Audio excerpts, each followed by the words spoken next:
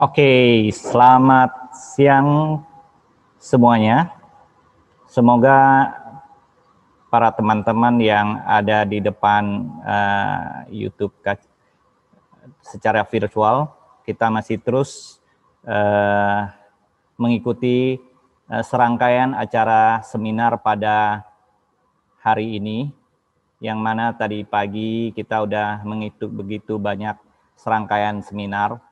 Pada sore hari ini kita bersama-sama untuk mengikuti talk show bersama salah satu speaker kita internasional, diundang secara khusus oleh IVS karena beliau juga merupakan salah satu vice chair dari WFO India, yang mana pada kesempatan ini sebelum kita mengundang beliau untuk menyampaikan sesi seminar pada sore hari ini, kita akan coba memperkenalkan beliau pada teman-teman semuanya.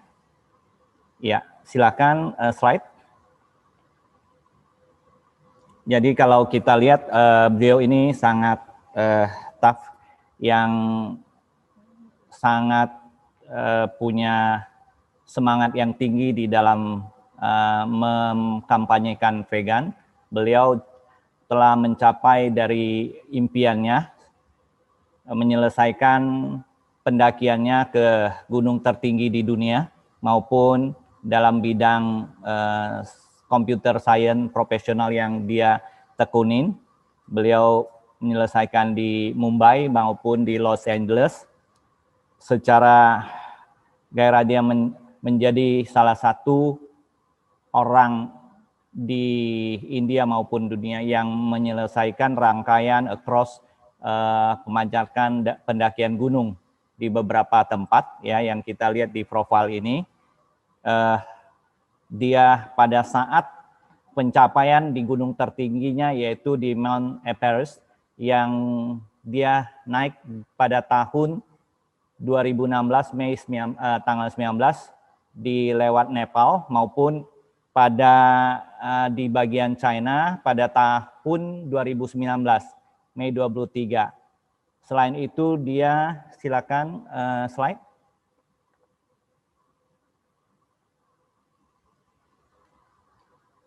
Dia juga menjadi seorang fotografer yang profesional, juga yang telah terbit di beberapa National Geographic, BBC Earth, Spacecom, Himalaya Journal.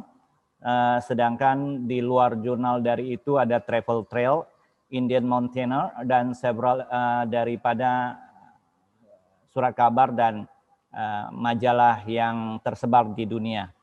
Dia menjadi salah satu orang di India yang berdampingan dengan menerima penghargaan bersama Perdana Menteri India, yoga guru, Bollywood aktor, maupun champion cricketers sebagai orang yang berpengaruh di dunia fitness.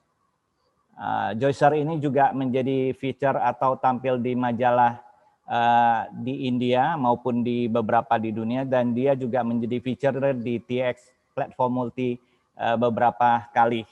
Selanjutnya, silakan. Lanjut slide. Dia juga menjadi ambasador atlet di perusahaan Italia yang judul Step the Ducks, juga menjadi Premier Plant Nutrition Company yang di India, Plant Power, dan juga menjadi represent dari semua untuk sebagai pendaki gunung di dunia.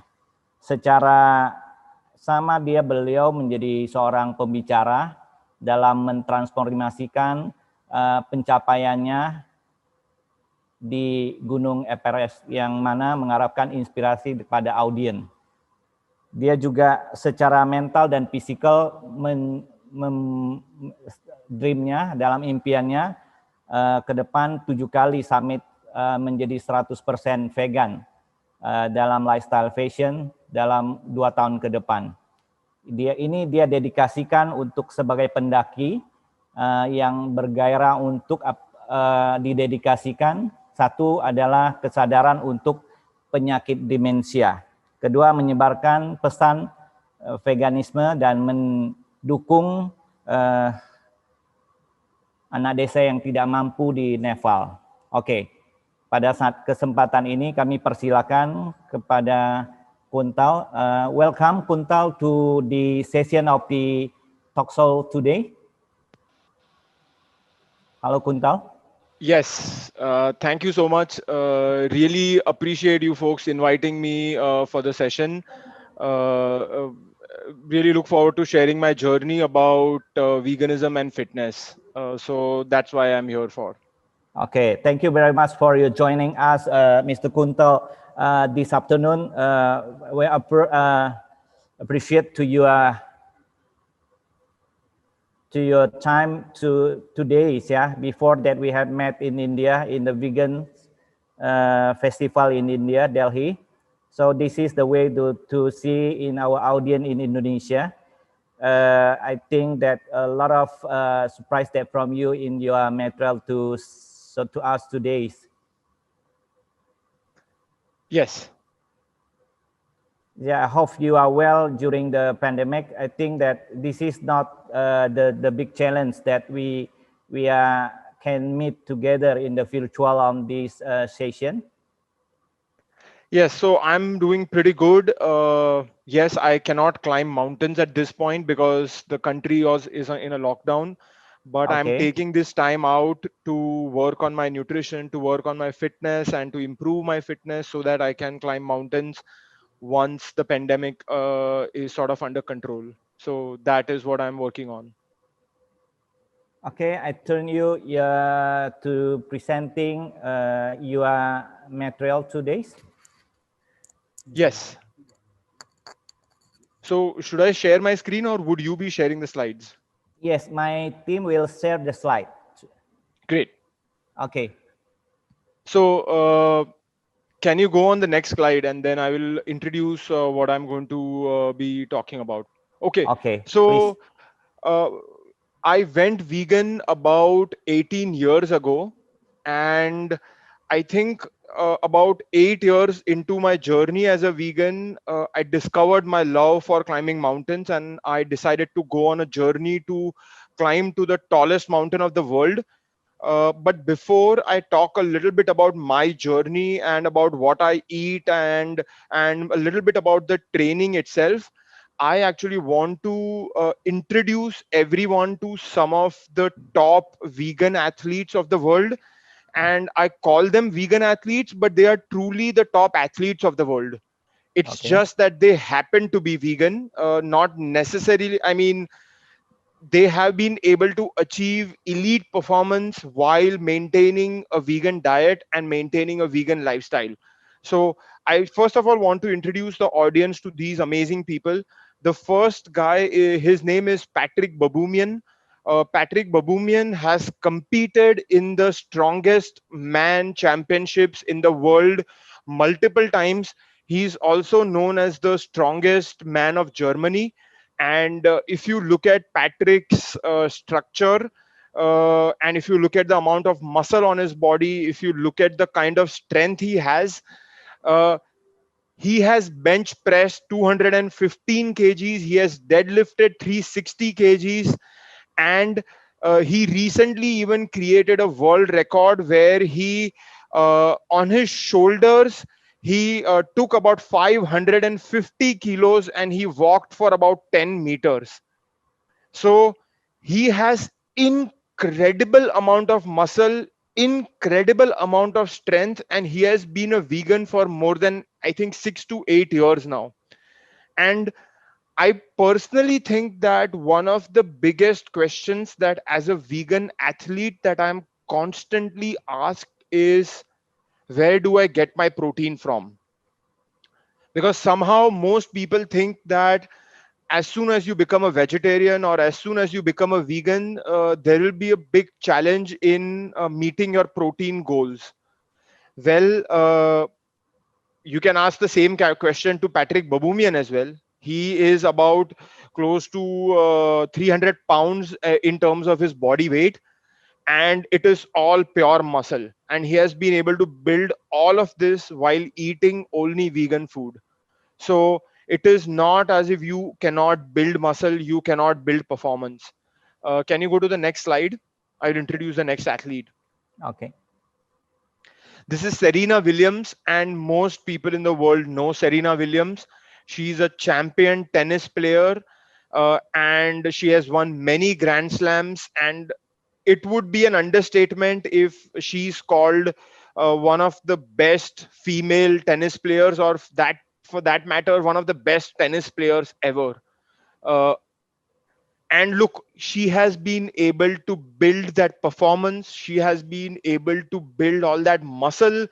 Uh, if anyone has been part of the tennis world, or if anyone follows tennis closely, they would know that tennis is a power sport. It requires some amazing power in your upper body, and that power will only come if you have enough muscle in your body, because that muscle is going to give you that power. And if she has been able to build muscle while eating only plants, I am pretty sure that makes a very strong case that vegans can definitely build muscle, can definitely maintain muscle, and can definitely achieve elite performance. Can you move to the next slide? This is Carl Lewis, and Carl Lewis is from the athletics world. He has won many Olympic gold medals, and a significant amount of his Olympic gold medals were won on a vegetarian diet, and then he even moved to a vegan diet. Today, he is a complete vegan, and he was able to achieve the performance, and he was able to build that muscle again without eating any meat. For anyone who follows the 100 meters or the 200 meters athletics in the world, they again would know that there is a lot of power that is involved in these activities, especially when you have to sprint for 100 meters and do it in less than 10 seconds. You are among the elite group of only few humans in the entire world who can do it. And Carl Lewis has repeatedly won gold medals without eating meat and achieve that performance. So, yet another athlete, and I'm not talking about an athlete who's just a recreational athlete. I'm now talking about Olympic level elite athletes of the world. And if he has no problem building muscle, building performance without eating meat, believe me, guys, we should have absolutely zero problem building muscle or building endurance or building performance. Can you move to the next slide? For anyone who follows the bodybuilding world, uh, one of the criticisms of the vegan movement or the vegan diet is that vegans cannot be bodybuilders. Vegans cannot be IFBB pros. Vegans cannot build muscle. That is always one of the criticisms that happens of the vegan diet. But Nimai Delgado, who's one of the top bodybuilders in the world, he's also a IFBB pro card owner. He competes at the highest level of bodybuilding in the entire world. He has even won pro shows. And if you look at his body, this is a well sculpted body, completely built on plants. And for anyone who doesn't know, Nimai Delgado is a born vegetarian. So for the entire life, Nimai has never eaten meat in his life. He's just like me, where he was born a vegetarian, and then some point in his life he decided to become a vegan. And all his bodybuilding journey, all his bodybuilding shows he did while on a vegan diet. So if this guy can prove that you can build muscle, compete in bodybuilding shows with the top bodybuilders of the world without eating meat from his birth, that makes again a very strong case for the fact that vegans can be fit, vegans can build muscle, and even vegans can be bodybuilders. Can you move to the next slide? And just because people then always criticize that, hey, you always bring up the example of only one bodybuilder. Well, there are many vegan bodybuilders today in the world, and the amount of bodybuilders who are going vegan is only increasing. Tori Washington has been a vegan for more than 22 years now, and he also competes at the highest level of bodybuilding across the world. And as a 22-year vegan, he has been able to put on a significant amount of muscle on his body. So anyone in the audience who is looking out to build muscle, is looking out to build performance, please uh, don't listen to anyone else, or don't listen to anyone who says that you can't do it on a vegan diet, you can't do it on a vegan lifestyle. You very much can. Can you go to the next slide? And moving away a little from bodybuilding, today the fitness world is going a lot towards body weight training, or is going a lot towards forms like calisthenics. Calisthenics is today a very important discipline across the entire world. Calisthenics focus a lot on using only body weight to build muscle or to put on muscle. And today, one of the top calisthenics athlete in the world is by far Frank Medrano. And Frank Medrano has been a vegan for almost last 6 to 8 years, and he has been able to build all the muscle. He has been able to perform at a very high level in calisthenics world while being a vegan, without eating meat, without eating eggs, without eating cheese, without eating any of those animal products.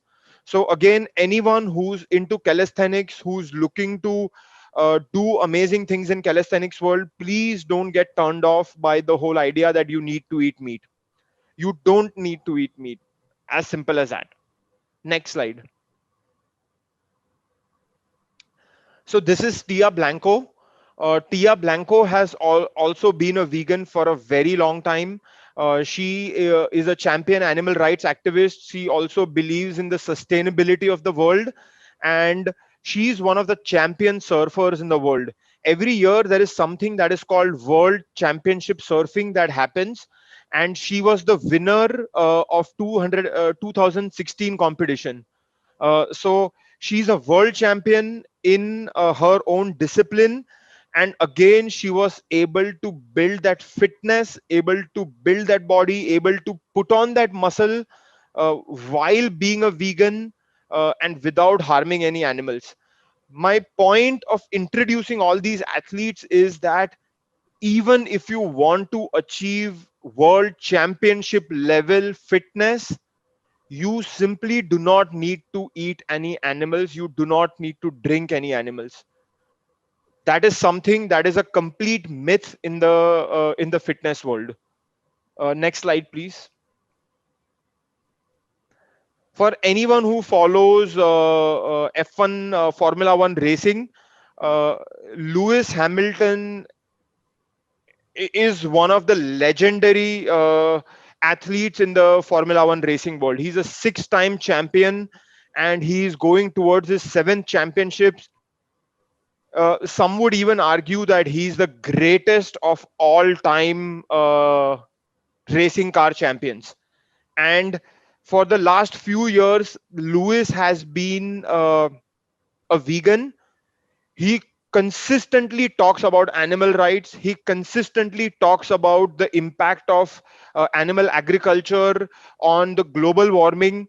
And he understands that it is important to be a vegan, and he does not have to compromise on his fitness or his preparedness when he goes and he drives that racing car. Anyone who follows the racing car and scene closely would know that it is one of the most demanding sports when it comes to fitness. And this guy has amazing fitness while being a vegan. Can you go to the next slide? And while this is one of my last slides, believe me that there are hundreds of vegan athletes across the world today who are champions and who have achieved peak fitness. This is Virat Kohli. For anyone who follows the cricket scene, they would know that he's the captain of Team India. And for anyone again who follows the cricket scene would know that today he is by far the fittest cricketer on the planet. 2 years ago, Virat decided that he was going to stop eating meat. And in one of the interviews, he said that once I stopped eating meat, I was able to achieve my peak performance. My digestion became better, my mental focus became better, and I was able to achieve that level of performance.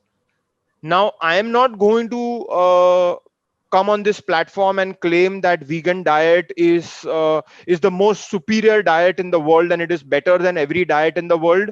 I am not a doctor or I am not a researcher and I have not done any research, so I'm not going to make that claim.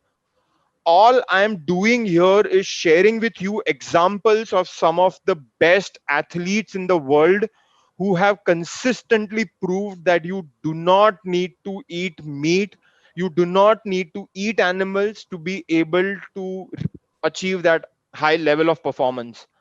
So now that I've introduced these sort of athletes, I wanted to share a little bit about my story as well. If you can go to the next slide. I still remember that sometime in 2010, when I decided that I wanted to climb Mount Everest, I spoke to the expedition leader of my team and I asked him, "Hey, Tim, I want to climb Mount Everest. And can you let me know what would be the nutrition planning and what would be the diet that I would have to follow for climbing Everest?" And I told him that you should suggest me a diet within the vegan framework because I have been a vegan for 8 years. Uh, so he was actually shocked and he said that no vegan has ever climbed Mount Everest before. And if you want to climb Mount Everest, you will have to eat meat, you will have to eat cheese, you will have to eat eggs, you will have to wear woolen clothing, you will have to wear feather jackets, you will have to harm, kill, slaughter animals if you want to climb Mount Everest. Without that, you will never be able to climb Mount Everest. And in my mind, I told myself that I am going to climb Everest as a vegan or I am not going to climb this mountain at all. But that did not mean that I was going to just take a risk and randomly do things. I wanted to ensure that I was going to plan my journey well. I was going to plan my preparation. I was going to plan my nutrition. I was going to plan my training well. And after about 5 years of training and 5 years of working hard and uh, going on multiple climbing expeditions, I finally summited Everest in May of 2016 for the first time. And believe me, one thing that I can tell each one of you is that climbing Everest as a vegan is no different than climbing Everest as a non-vegan. Veganism was not the question at all. Vegan diet is an amazing diet and it 100% supported my journey to climb Mount Everest, and it was not a hindrance in any way in my journey. Today, a lot of people meet me and they tell me, "Kuntal, this is amazing. You climbed Mount Everest as a vegan." And I'm like, why are you amazed? Are you amazed that I climbed Mount Everest as a vegan, or are you amazed that I climbed Mount Everest? Because if you are amazed that I'm climbed Mount Everest as a vegan, that should not be a question at all.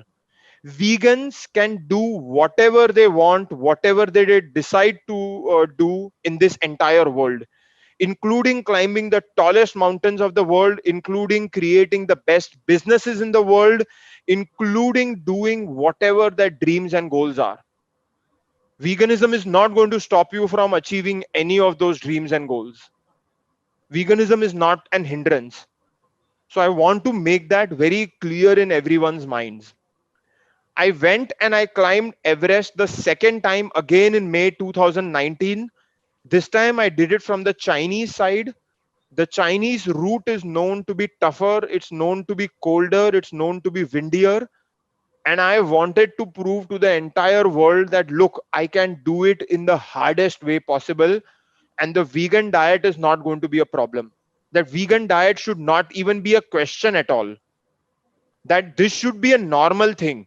That all the mountaineers, all the athletes, all the fitness people in the world should be going after their goals and dreams without killing or without eating animals. That is how it should be. That should be of prime importance. Can you go to the next slide?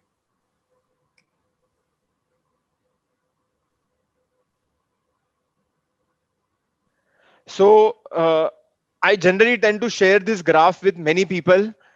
Uh, a lot of times people ask me the question, where do I get my protein from? And believe me, I spend 90% or even sometimes 100% of my time explaining to people where I get my protein from. And getting the protein is never the problem. It is always explaining the people where I'm getting my protein from is always the problem. That is the much harder thing. But jokes aside, I want to sort of delve into where I get my protein really from. Can you go to the next slide?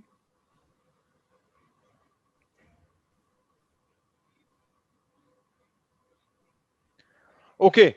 Before I talk about where do I get my protein from, I first want to touch upon what is the amount of protein required for a regular human being.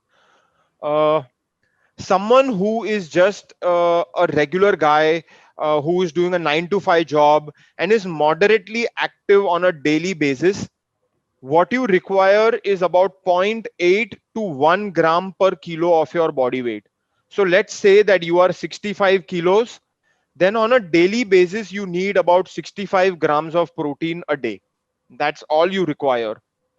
Now, if you are someone who is an endurance athlete, it's basically someone like me who either runs or who either climbs mountain or who either um, cycles, then you require anywhere about 1.6 to 1.8 grams of protein per kg of your body weight. Now, let's take an example of about 82 kilos. So 82 into 1.6, that is about 130 plus grams of protein in a day. Okay. Now, someone who is a bodybuilder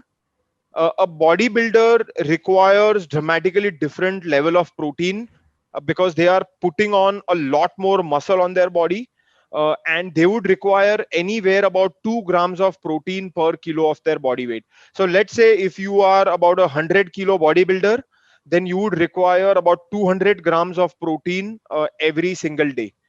uh, this is not information that I'm making up on my own. You can go and you can look at all the scientific journals.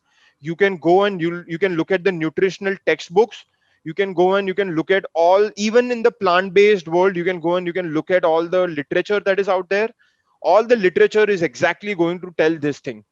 If you are someone who is a regular moderately active person, which is almost 90% of everyone, you require only 1 gram of protein per kilo of your body weight, and that should be very easy to hit. Can you go to the next slide?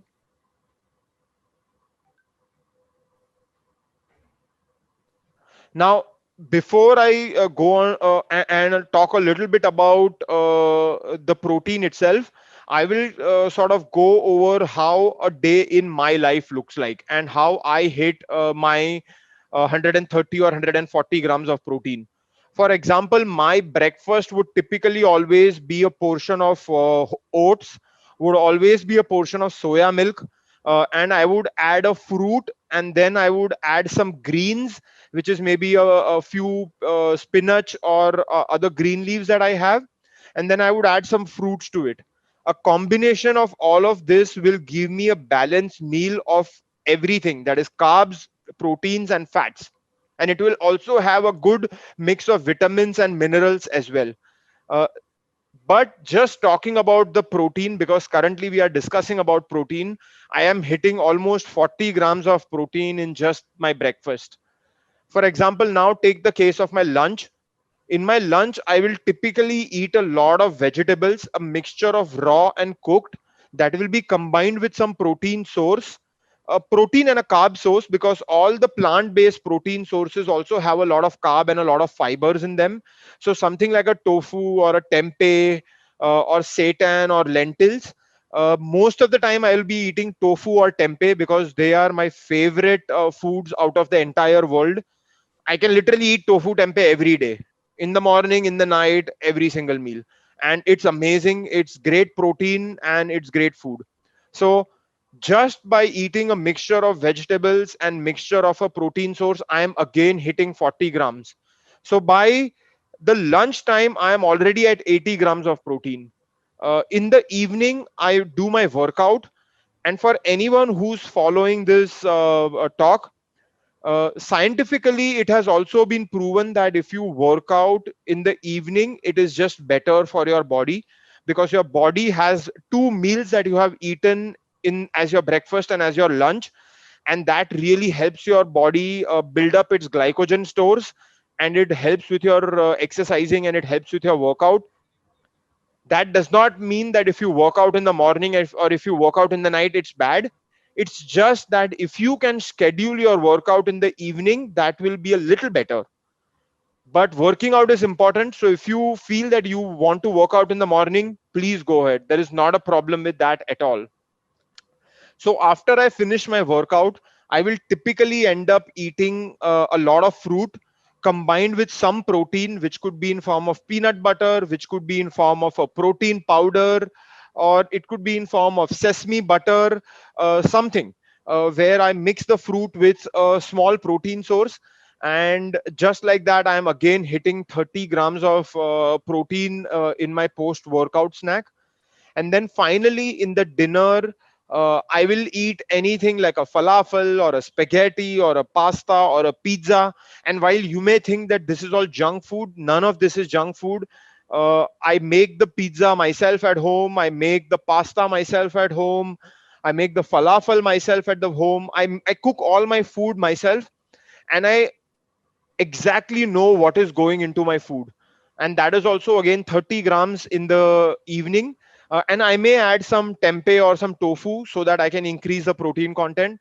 So if you look at my total protein in the day, it's 140 grams. Now, before I move to the next slide, one thing that I want to tell everyone is that I don't want you to get a an idea that I am a proteinaholic, that I am just asking you to eat protein, protein, protein. At the same time, I am also asking you that don't be a proteinophobic. Protein is an important macronutrient of your life, and just ensure that you are eating ample of protein in the day. One of the reasons I showed you that slide was to just show you how easy as a vegan I am getting all my protein. That's it. That's all I wanted to show.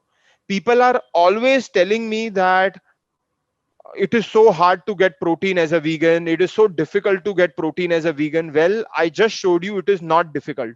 If you are planning your diet well, and if you are preparing ahead of time, then you will have no problems in getting your protein needs met, or and getting all your nutrition needs met.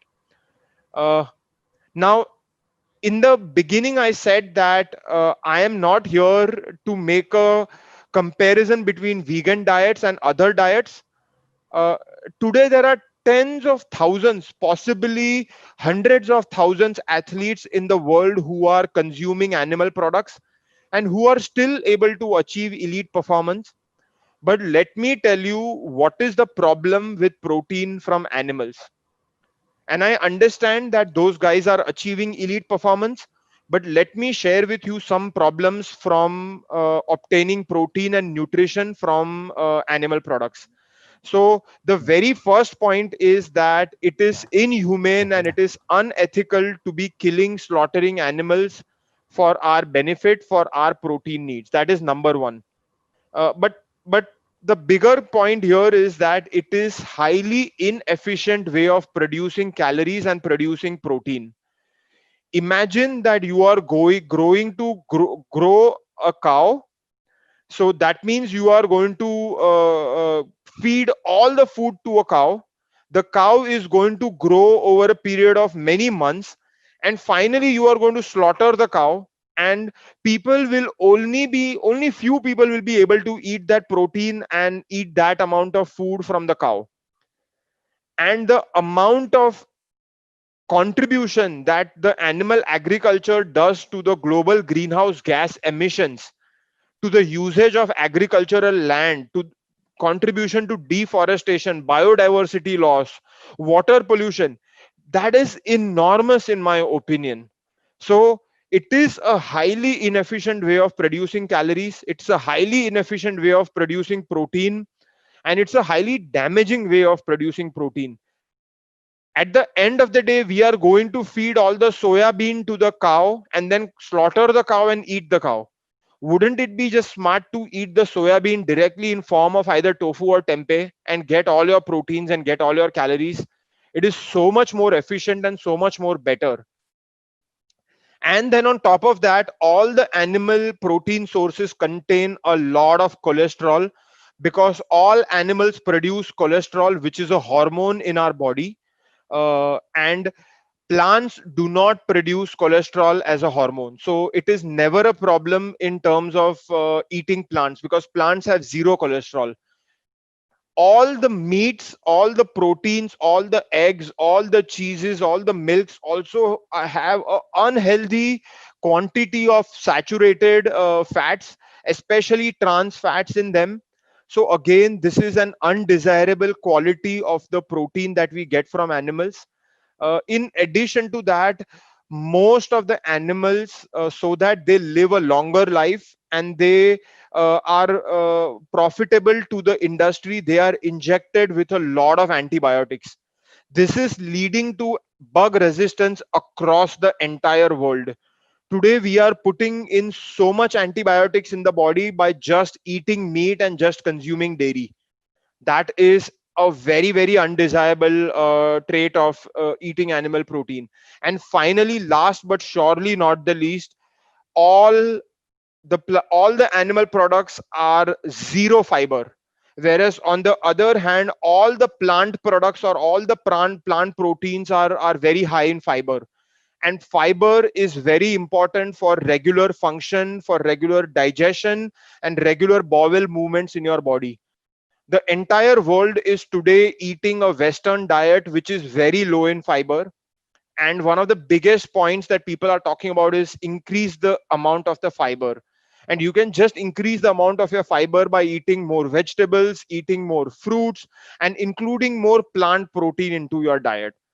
So there is a clear cut case for consuming plant based protein compared to animal based protein, if your focus is building fitness or if your focus is long term health and longevity and wellness. Can you go to the next slide? And finally, I will share what I believe is the secret of all the top athletes of the world. After going on a decade long journey to climb to the top of Mount Everest, this is what I realized. The number one thing is your personal ethics and compassion towards the animals. I think that is super, super, super important, that no animals need to suffer or die for our dreams to come true. But beyond that, it is focused training, focused consistency, and focused hard work throughout your entire journey that is going to help you build amazing level of fitness. The second is, it is important to never give up. It is important to be determined, and it is important to be tenacious throughout your journey. I still remember when I was climbing Everest, I had two failures. I tried to climb Everest in 2014, my expedition was cancelled. I tried to climb Everest back in 2015, my expedition was cancelled, and I even escaped a near death. I did not give up. I went back in 2016 and I reached the top of Everest finally. So it is important to never give up. And finally, it is important to have proper nutrition, proper hydration, proper training plan, proper rest, proper recovery, need to manage stress. It is not just about the food you are putting in the body. It is a holistic process. It is your entire life. It is how, what you are eating, what you are drinking, how you are sleeping, how you are training. That is what creates an athlete. That is what creates fitness. That is what creates long term health. So it is important to look at the bigger picture, and eating plants and eating plant protein is a very big part of all of this. And last but surely not the least, it is important to not let anyone tell you that you cannot do this as a vegetarian or a vegan. Believe me that if you listen to someone who tells you eat meat and you will build performance, I can tell you that that is complete myth. You can build performance, you can build muscle, you can build endurance while being on a vegan diet and a vegan lifestyle. I hope that the entire presentation that I have done until now proves that point clearly. Last slide, please. At the end, I would like to leave with this message. I truly, from the bottom of my heart, believe that no animals need to be exploited, need to be killed for us to achieve the biggest dreams of our life. May it be climbing to the top of Mount Everest, may it be winning your 100-meter race, may it be creating that next startup that you are running after, or may it be bodybuilding, or may it be any dream that you have in your life. Especially if it's a fitness related dream, it is complete 100% myth that you need to eat animals to build performance. You do not need that. As simple as that. Thank you so much. Okay. Hello, Kuntal. Thank you very much for your intensive presentation today. Is very good, knowledgeable to share, spread your very deeply concerned about the veganism that during this preventing the future pandemic, even that we are regularly or endurance and all the athletes, what is our background actually, that how that we are still our healthy and become a positive, right? Right. Yeah. So I actually have some. I go to the question from our audience actually. Could you please to explain to us about the why the importance of stamina is also optimal with the vegan lifestyle, even top of the general view and human might consume meat actually in the order to achieve the optimal stamina. Uh, I'm going to answer this question a slightly different way. So, Yep. first of all, when you say that we need to eat meat to build stamina, I Mm. think what we really mean is that we need protein to build stamina, or we need protein to build muscle, or we need protein to repair muscle, or we need protein to recover from muscle soreness. Okay, you don't need to eat meat. What is meat? Meat is just a group of amino acids that constitutes protein. Protein is the biggest part of meat. If you are getting these amino acids from plants, your body is not going to make a difference. That your digestion system is not going to say, hey, Kuntal is eating meat, so I am going to digest the protein. Hey, Mm. Kuntal is eating soya bean, so I am not going to digest the protein. That is not how your body works. Your body looks at amino acids, it breaks down or uses those amino acids and uses them to repair and build muscle. As simple as that. Okay, I have already explained in my slides why eating animal protein is actually detrimental to us, detrimental to our planet, and detrimental to the animals.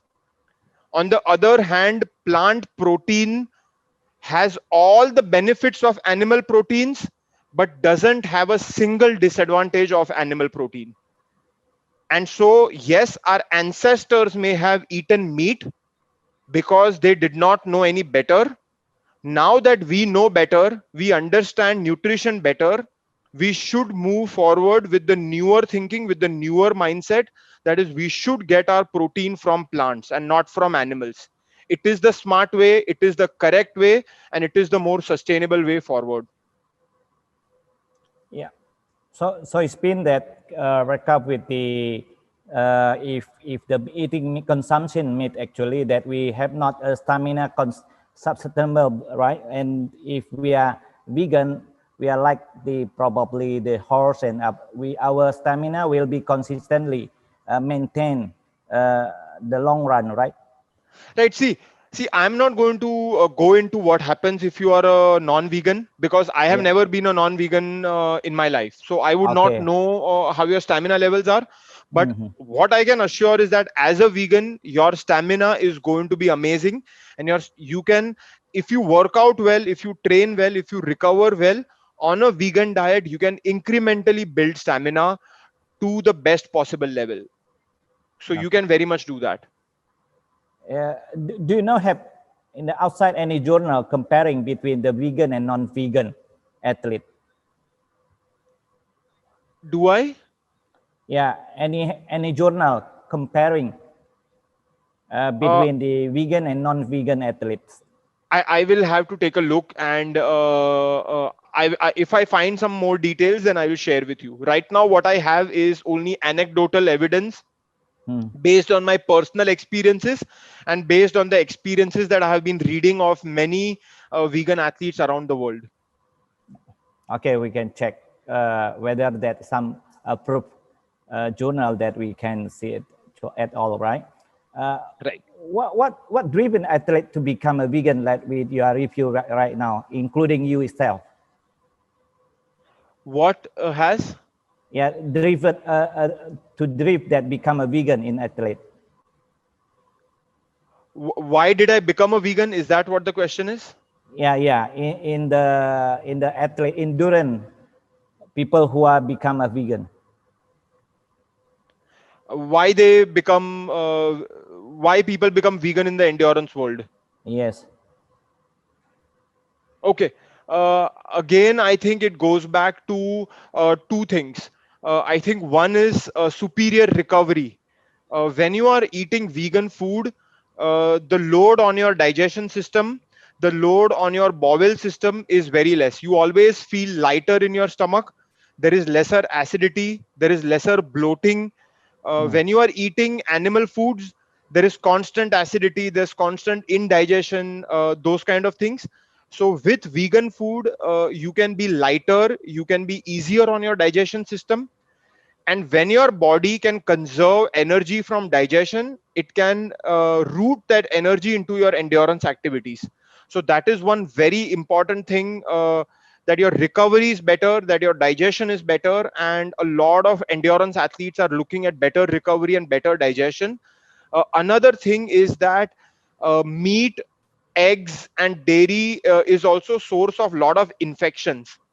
Like when you eat meat, you can have stomach infections, you can have bad kind of infections in your body. That never happens from eating tofu. In my last 40 years, I have never heard someone eating a tofu and getting a stomach infection. That simply does not happen. Plant products never cause infections, whereas animal products cause a lot of infections, lot of inflammation in the body, lot of problems in the body. So it is it is a no brainer for an athlete to try vegan diet or to go on a vegan diet, because there are a lot of benefits, especially around recovery, managing inflammation on your body, on your muscles, and just having a lighter digestion and lighter stomach.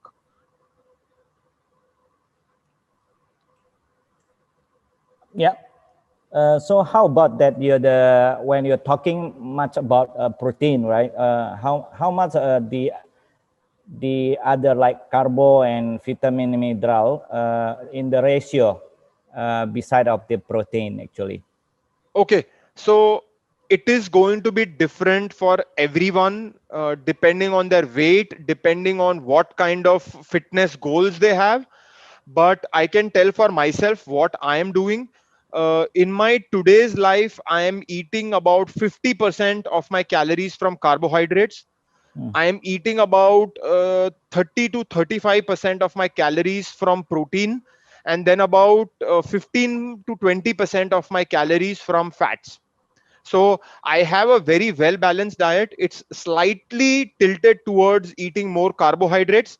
But please remember that as an endurance athlete, I require sufficient amount of carbohydrates so that I can fuel my workouts and I can do all my climbing, and I can do all my trekking, and I can do all my mountaineering.